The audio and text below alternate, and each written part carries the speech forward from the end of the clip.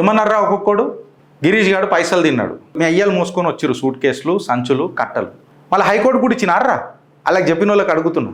నిన్నాక మొన్న రేవంత్ రెడ్డి ఏం మాట్లాడిండు? ఉరి తీసినా తక్కువనే. ఎవరిని? కల్వకుంట్ల చంద్రశేఖరరావుని.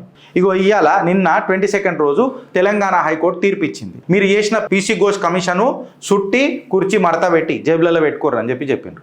కాళేశ్వరంలో ఇంత స్కామ్ అయితే, 1,00,000 కోట్ల స్కామ్ అయితే కేవలం 10,000 కోట్ల స్కామ్ 9,000 కోట్ల స్కామ్ అని లేఖ రాసిండ్రు అని చెప్పి శ్రీ శ్రీ శ్రీ శ్రీ గృహశాఖ మంత్రి, సహాయక మంత్రి బండి సంజయ్ గారు కూడా చెప్పారు. మళ్ళీ ఇవాళ వీళ్ళందరూ తలకాయలు ఎడబెట్టుకుంటారు అని చెప్పి నేను అడుగుతున్నా. ప్రజలను ఎన్ని రోజులు మభ్య చేస్తారు? మళ్ళీ మీకు అధికారం ఇచ్చింది వీటన్నిటి మీద పండుకోనికేనా, లేకపోతే తొవ్వి బయటికి తీయనికేనా? అక్కడ పైసలకే అమ్ముడు పోయినుంటే మేము చెప్పినట్టు మళ్ళీ కోట్లు కూడా అమ్ముడు పోయినారేయాల. కోట్లను కూడా కొనే అంత ధైర్యాలారా ఇవి? సిగ్గుండాలా, శరం ఉండాలా మాట్లాడనీకే. కాంగ్రెస్ వాడు వచ్చి బీజేపీ మీద నొక్కుతాడు, బీజేపీ వచ్చి కాంగ్రెస్ వాడు మీద నొక్కుతాడు. హౌలగాలు ఎవరైనా తెలంగాణ ప్రజలు అవుతున్నారు. నువ్వు ఉరిదిస్తానన్నప్పుడు ఏం తప్పు చేసిండన్న చూపెట్టాలి కదా. తెలంగాణ హైకోర్టు ఏం మాట్లాడింది అని చెప్పి మాట్లాడితే ఇవాళ క్లియర్ కట్గా పీసీ ఘోష్ కమిషన్ రిపోర్ట్ని ఇనాపరేటివ్ అని అన్నది. No action allowed based on the PC Ghosh commission report అని అన్నది అని అంటే తలకాయలు ఏడబెట్టుకుంటారు అందరు ఇవాళ మాట్లాడిన వాళ్ళంతా. Gautam Model School, Sun City branch, admissions are open for 2026. No admission fee, free school uniform and also bus transportation available for nursery to 10th class. Hurry up. Address: Sun City branch opposite Kasturba Trust. Limited seats. Contact us now 8121573123 and 8977113123. ఇప్పుడు మాట్లాడండి ఒక్కొక్కడు. ఇప్పుడు మాట్లాడండి. ఏమన్నారా ఒక్కొక్కడు? గిరీష్ గారు పైసలు తిన్నాడు, మీ అయ్యలు మోసుకొని వచ్చిరు సూట్ కేసులు, సంచులు, కట్టలు. మళ్ళీ హైకోర్టు కూడా ఇచ్చినారా? అలాగ చెప్పిన వాళ్ళకి అడుగుతున్నా. కాళేశ్వరం నేను ఎప్పుడు ఏమనన్నా? నేను జరగలే అని చెప్పి చెప్తలే. నేనేమనన్నా ప్రతిసారి ఎట్లా జరిగింది, ఎలా జరిగింది, ఏం జరిగింది క్లారిటీ చెప్పిండా? ముఖ్యమంత్రి రేవంత్ రెడ్డి గారి కాడ నుంచి పూర్వ జాతీయ అధ్యక్షుడు జేపీ నడ్డా గారి దాకా ఇలా మనం మాట్లాడుకోవాలా. నిన్నాక మొన్న రేవంత్ రెడ్డి ఏం మాట్లాడిండు? ఉరి తీసినా తక్కువనే. ఎవరిని? కల్వకుంట్ల చంద్రశేఖరరావుని. అంత పెద్ద ఘోరమైన స్కామ్ చేసిండు కాళేశ్వరంలో అని అన్నాడు. నిన్న ఏప్రిల్ 21st రోజు 22nd రోజు మాట్లాడిండు. ఎవరు? రేవంత్ రెడ్డి. ఇగో ఇయ్యాల నిన్న 22nd రోజు తెలంగాణ హైకోర్టు తీర్పిచ్చింది. మీరు చేసిన పీసీ ఘోష్ కమిషను సుట్టి కుర్చీ మడత పెట్టి జేబులలో పెట్టుకోరు అని చెప్పిండ్రు. కాళేశ్వరంలో ఇంత స్కామ్ అయితే, 1,00,000 కోట్ల స్కామ్ అయితే కేవలం 10,000 కోట్ల స్కామ్ 9,000 కోట్ల స్కామ్ అని లేఖ రాసిండ్రు అని చెప్పి శ్రీ శ్రీ శ్రీ శ్రీ గృహశాఖ మంత్రి, సహాయక మంత్రి బండి సంజయ్ గారు కూడా చెప్పారు. మళ్ళీ ఇవాళ వీళ్ళందరూ తలకాయలు ఎడబెట్టుకుంటారు అని చెప్పి నేను అడుగుతున్నా. ప్రజలను ఎన్ని రోజులు మభ్య చేస్తారు? మళ్ళీ మీకు అధికారం ఇచ్చింది వీటన్నిటి మీద పండుకోనికేనా, లేకపోతే తొవ్వి బయటికి తీయనికేనా? ఏదన్నా వస్తే ఆడొచ్చి ఆ గుంబజ్ల గురించి మాట్లాడతారు, ఇది మాట్లాడతారు, అది మాట్లాడతారు. వరద వస్తే గుంబజ్ల గురించి మాట్లాడతారు. అరే ఏం మాట్లాడతారు అనేది పక్కకు పెట్టుర్రా నాయన. నేనేం అడుగుతున్నా? ప్రూవ్ చేయనరు అని చెప్పి మాట్లాడుతున్నా. ఒక మనిషిని ఉరిదీస్తా అనే దాకా మాట్లాడినప్పుడు అంటే కరప్షన్ పెద్దగానే ఉండాలి కదా నవీన్.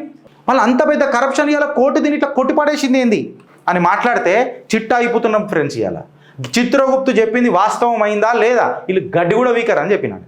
ఎందుకు చెప్పాలా? పీసీ ఘోష్ కమిషన్ రిపోర్ట్లు, పేపర్లు క్షుణ్ణంగా చదువుతాం. ఎవడు మాట్లాడినా క్లియర్ కట్గా నమ్మంరా. అక్కడ పైసలకే అమ్ముడు పోయినుంటే మేము చెప్పినట్టు మళ్ళీ కోట్లు కూడా అమ్ముడు పోయినారేయాల. కోట్లను కూడా కొనే అంత ధైర్యాలారా ఇవి? సిగ్గుండాలా, శరం ఉండాలా మాట్లాడనీకే. చిట్టా మొదలవుతుంది ఫ్రెండ్స్. 1,00,000 కోట్ల స్కామ్ నుంచి ఇవాళ మీరు చేసిన రిపోర్టే ఇనాపరేటివ్ అని చెప్పి ఇలా తెలంగాణ హైకోర్టు తీర్పిచ్చిందంటే తలకాయలు ఎడబెట్టుకుంటారు ఎవడెవడైతే దీన్ని స్కామ్ అని చెప్పి మాట్లాడారు. మీకు 1,00,000 కోట్లు కనబడ్డాయేమో స్కామ్లా, నాకు గ్రౌండ్ వాటర్ కనిపించింది 1,00,000 లీటర్లది. అది కాళేశ్వరం అని చెప్పి నాకు మాట్లాడని అనిపించింది. కాళేశ్వరం నరేటివ్ ఇలా కోట్లలో కొలాప్స్ అయింది బ్రదర్. నిన్న హ్యాంగ్ కేసీఆర్ అని చెప్పి మాట్లాడినరు, 1,00,000 కోట్ల స్కామ్ అని చెప్పి మాట్లాడినరు. తెలంగాణ హైకోర్టు ఇలా మీ రిపోర్టే ఇనాపరేటివ్ అని చెప్పి మాట్లాడినరు. కోర్ట్ రూమ్లల్లా brother, court room press room కాదు బ్రదర్.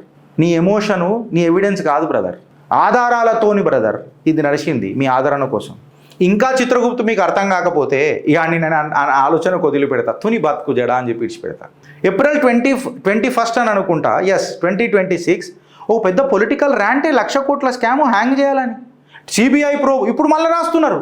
హైకోర్టులో ఓడిపోతే అరే మనకు నేను ఏం మాట్లాడాలి? సుప్రీంకోర్టుకు పోతావు. కాన్స్టిట్యూషనల్ కోర్టు ఆల్రెడీ ఏం చెప్పింది ఇక్కడ? నేను వెనకటికి కూడా పీసీ ఘోష్ కమిషన్ ఏం చెప్పినా అదో జ్యుడిషియల్ రివ్యూ ఇస్తుంది భయ్. మళ్ళీ దాన్ని పట్టుకొని కేసీఆర్ వేరే దగ్గర పోతాడు. కాంగ్రెస్ వాడు వచ్చి బీజేపీ వాడు మీనుకుతాడు, బీజేపీ వాడు వచ్చి కాంగ్రెస్ వాడు మీనుకుతాడు. హౌలగాలు ఎవరైనా తెలంగాణ ప్రజలు అవుతున్నారు. నీ నాశనం నువ్వు తెచ్చుకునేటట్టు చేస్తున్నారు, వీళ్ళు హౌలగాలని చేస్తున్నారు మనం. ఇప్పుడు ఇక్కడ ఎవరిని విమర్శించాలి? నేను కాంగ్రెస్ని విమర్శించాలా లేదా బీజేపీని విమర్శించాలా? మళ్ళీ ఇన్ని రోజులు గడ్డి వీకిరా 2.5 సంవత్సరాల నుంచి. మళ్ళీ నువ్వు ఉరిదీస్తానన్నప్పుడు ఏం తప్పు చేసిండన్న చూపెట్టాలి కదా. 2.5 సంవత్సరాలలో కొలాప్స్ అయిపోయింది. అలా కోర్టు వచ్చి మీ చెవులు విండేసింది కదా ఏడుకాడికి. వీళ్ళు ఛార్జ్ షీట్ ఏడ ఫైల్ చేసిరు తెలుసా? మైకుల ముంగట. ఛార్జ్ షీటు మైకుల ముంగట ఫైల్ చేస్తే రాదు. ఛార్జ్ షీట్ అనేది ఫైళ్ళల్లో ఉండాలా, అప్పుడే కరప్షన్ అనేది ప్రూవ్ అవుతుంది. వెనకటికి చిత్రగుప్త ఏం చెప్పింది? క్లియర్ కట్గా ప్రూఫ్లతో సహా ఉన్నాయి. ఇక్కడ మన ఆడిటెడ్ లాస్ట్ షీట్ పెట్టిన రైళ్ళు పెట్టలే, పేమెంట్ ట్రయల్ చూపించిర్రా కాంగ్రెస్ వాళ్ళు కానీ బీజేపీ కానీ చూపెట్టలే, కాంట్రాక్టర్ ఇర్రెగ్యులారిటీ ఏమైనా ఎస్టాబ్లిష్ చేయించిర్రా చేయలే. టెక్నికల్ ఇష్యూలు పట్టుకొని కరప్షన్ అని అంటే క్రిమినల్ ఇంటెంట్ ఎట్లా ప్రూవ్ అవుతుంది? These are the administrative lapses అని చెప్పి పీసీ ఘోష్ కమిషన్ చెప్పిందని చెప్పి నేను చెప్పినా లేదా? వీళ్ళు మాట్లాడింది శుద్ధ నాయిస్, మేమిచ్చింది ధ్వని. ధ్వనికి సప్పుడికి తేడా ఉంటుంది ఫ్రెండ్స్. కరెక్ట్గా నోట్స్ అన్నింటినీ పెట్టి కొడితే అది ధ్వని అవుతుంది. ఓ అని వరితే సప్పుడు అవుతుంది. బట్ ధ్వని ముంగట సప్పుడు నాశనం అవుతుంది. తెలంగాణ హైకోర్టు ఏం మాట్లాడింది అని చెప్పి మాట్లాడితే ఇవాళ క్లియర్ కట్గా పీసీ ఘోష్ కమిషన్ రిపోర్ట్ని ఇనాపరేటివ్ అని అన్నది. No action allowed based on the PC Ghosh commission report అని అన్నది అని అంటే తలకాయలు ఏడబెట్టుకుంటారు అందరు ఇవాళ మాట్లాడిన వాళ్ళంతా. అట్లీస్ట్ నేను చెప్పినా కదా ఫ్రెండ్స్, నేను అభిమన్యుని కాదు, నేను పద్మవ్యూహంలో పోయి సావా ఉండొచ్చు, నేను కర్ణుని, నా సావుకు 1,00,000 కారణాలు ఉండొచ్చు. నేను కలియుగ కర్ణుని. కవచకుండలాలు ఇయ్యరరే, ప్రత్యర్థులై దోసుకొని వేసుకుంటా. నాకు తెలుసు నా తల్లి కుంతి అనని, నాకు తెలుసు నా జననం పాండవుల జననం అని. నేను ఆ పరంధాముడు చెప్పినట్టింటా, ఆయన సూచనలు పాటిస్తా. కలియుగ కర్ణుడికి మహాభారత కర్ణుడికి కొంచెం తేడా ఉంటుందిరా. ఈ రిపోర్ట్ని బేస్ చేసుకొని ఏ యాక్షన్ తీసుకోవద్దని చెప్పినరు. ఇప్పుడు ఈ రిపోర్ట్ని నువ్వు పొలిటికల్ అటాక్ని చూస్తే అనంటే లీగల్గా దీన్ని నువ్వు యూజ్ చేయలేవు. ఇది వాస్తవమా కాదా ఫ్రెండ్స్? కోర్టు ఎందుకు రిజెక్ట్ చేసింది అని చెప్పి మనం అందరం మాట్లాడుతున్నాం కదా. కోర్టు ఏమన్నా తెలుసా? ప్రొసీజర్ ఫాలో కాకుండా ఏదైనా పేపర్ వర్క్ చేస్తే దాన్ని డస్ట్బిన్లో వేయరు అని చెప్పింది. ఎంక్వైరీ ప్రాసెస్ అనేది ఎట్టి పరిస్థితుల్లో ఇది ఫ్లాగ్ ఉన్నది అని చెప్పి చెప్పింది. ఫైండింగ్స్ కంప్లీట్గా లీగలీ నాట్ లీగలీ సస్టైనబుల్ అని చెప్పి క్లియర్ కట్గా చెప్పింది. అంటే నువ్వు రూల్ ఫాలో కాకుండా రిపోర్ట్ చేసి రిపోర్ట్ ఇట్ సెల్ఫే నువ్వు ఇట్లా పంచాయతీలలో ఉన్నది అని అంటే ప్రాసెస్ ఇరగొట్టిన తర్వాత నువ్వు కంక్లూజన్ డ్రా చేస్తానంటే ఇరిగిపోయిన ప్రాసెస్లా కంక్లూజన్ ఇరిగిపోయినట్టు ఉంటుందా? ఉండదా? కేసీఆర్ వెనకడికి పోయిండు. ఇప్పుడు నీకు న్యాచురల్ జస్టిస్ వైలేషన్ గురించి మాట్లాడదాం. ఇది కీ లీగల్ పాయింట్. నిన్న కేటీఆర్ గారు కూడా ప్రెస్ మీట్ పెట్టేదో చాలాసేపు మాట్లాడిండు అనుకుంటా దీని మీద. న్యాచురల్ జస్టిస్ ఫినామినా ఒకటి మాట్లాడదాం, వైలేషన్ ఏడ జరిగిందని. ఎక్కడ ఇది లీగల్గా రాంగ్ అయింది అని చెప్తా. లీగల్గా ఎక్కడ రాంగ్ అయింది అని చెప్పాలనంటే కమిషన్స్ ఆఫ్ ఎంక్వైరీ యాక్ట్ 1952లకు మనం పోవాలా. కేసీఆర్ గారు వెనకటికి కేసు వేసిండు. ఏందనంటే అసలు నాకు డిఫెండ్ చేసుకునే ఛాన్స్ ఇవ్వలే కంప్లీట్గా. వీళ్ళే మొత్తం రిపోర్ట్ రాసి పడేస్తున్నారు. మళ్ళీ నా ఎవిడెన్స్ కూడా నేను సబ్మిట్ చేయాలి కదా. కన్క్లూజన్స్ డ్రా చేసేసిండ్రు. మళ్ళీ సెక్షన్ 8B నాకు డిఫెండ్ చేసుకునే హక్కు ఇస్తుంది కదా. సెక్షన్ 8C నాకు రైట్ టు క్రాస్ ఎగ్జామిన్ చేసుకునే హక్కు ఇస్తుంది కదా. కోర్టు ఈ గ్యాప్లను అబ్జర్వ్ చేసింది. ఏమని మాట్లాడింది? No hearing, no fairness, no validity. ఇంత కడాఖండిగా చెప్పింది కోర్టు. ఇప్పుడు ఈ రిపోర్ట్ ఇనాపరేటివ్ అని అంటే ఏంది? ఉపయోగంలో పడదు, గడివి కొనికి వనకొస్తుంది అని అంటే అర్థం. ఎందుకు అంటే దీన్ని పర్మనెంట్గా క్యాన్సిల్ చేయలే. నేను కూడా ఒప్పుకుంటా, నాకు కూడా అర్థమవుతుంది. పర్మనెంట్గా క్యాన్సిల్ చేయలే. కాకపోతే ఈ పీసీ ఘోష్ కమిషన్ తీసుకొని నువ్వు కట్టలేవు, యాక్షన్ తీసుకోలేవు, ఎఫ్ఐఆర్లు చేయలేవు, అరెస్టులు చేయలేవు. నువ్వు వీడు దొంగ, వీడు లంగా, ఇది క్యామ్, ఇది కరప్షన్ అని చెప్పి ఎవరి మీద ఆరోపణలు చేయలేవు, లయబిలిటీ పెట్టలేవు. అంటే లీగల్గా ఇది నాన్ ఎఫెక్టివే కదా. నువ్వు పొలిటికల్గా పెద్దగా లొల్లి పెట్టినావు, లీగల్ నిన్ను సైలెన్స్ చేసింది కోర్టులు. వెనకటికి కేసీఆర్ ఈ రిపోర్ట్ని సస్పెండ్ చేయడానికి కోరిండు. మీకు గుర్తుందో లేదో పీసీ కమిషన్ ఘోష్ మీద. లీగల్ ఆర్గ్యుమెంట్ ఏముండే? కమిషన్ కన్క్లూజన్స్ అంతా ప్రీడిసైడ్ అయిపోయింది మై లార్డ్షిప్.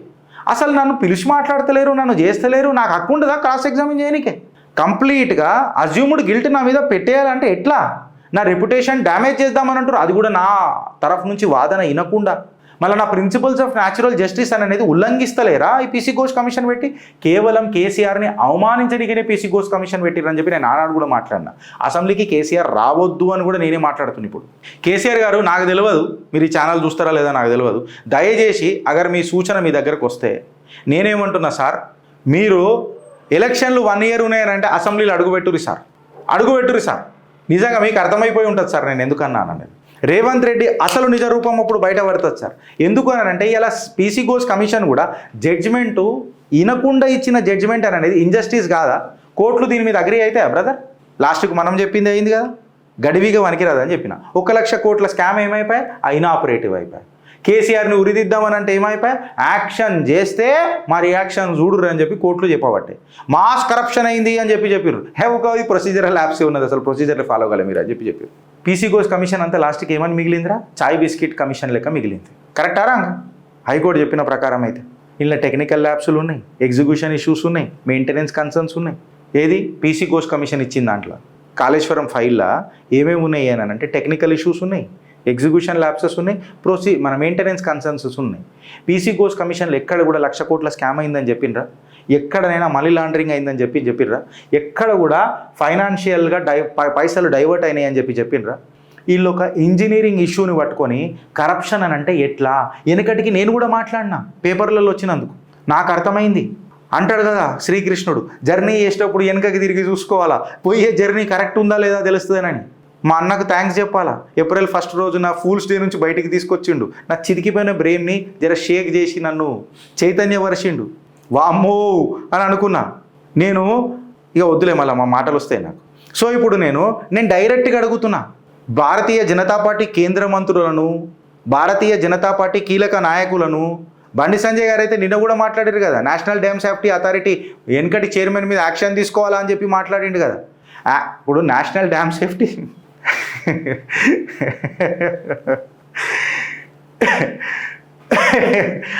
అది సూచన మండలి సార్, అది నేషనల్